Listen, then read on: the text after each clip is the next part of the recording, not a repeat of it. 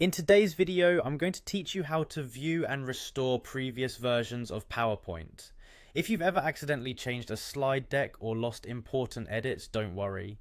PowerPoint's version history feature can save the day by storing previous iterations of your work. Let's walk through the process together. To start, you'll need to open your web browser and navigate to PowerPoint for the web using your Microsoft 365 account.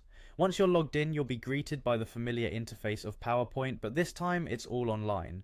This method is incredibly useful because it works from any device with an internet connection, offering great flexibility whether you're at home, in the office, or on the go. Next, look for the section labeled My Files. It's typically on the left side of the screen. Clicking here will open up your OneDrive, where all the PowerPoint files stored on your cloud account are accessible. If you're not sure where the file is saved, remember that PowerPoint for the web automatically stores recent documents here unless you specify otherwise. Once you've located your PowerPoint file, it's time to open it by clicking on the file icon. This action will take you into the document itself, which should display as it did the last time you worked on it.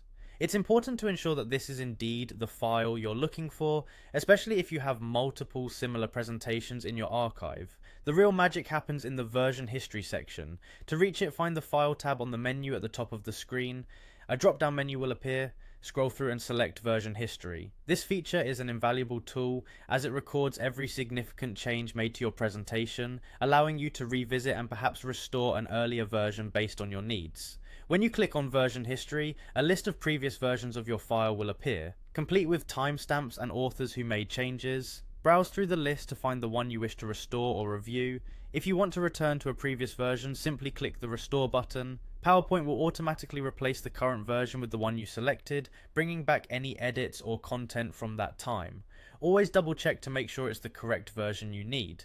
And there you have it. A simple yet powerful way to manage your PowerPoint files with peace of mind.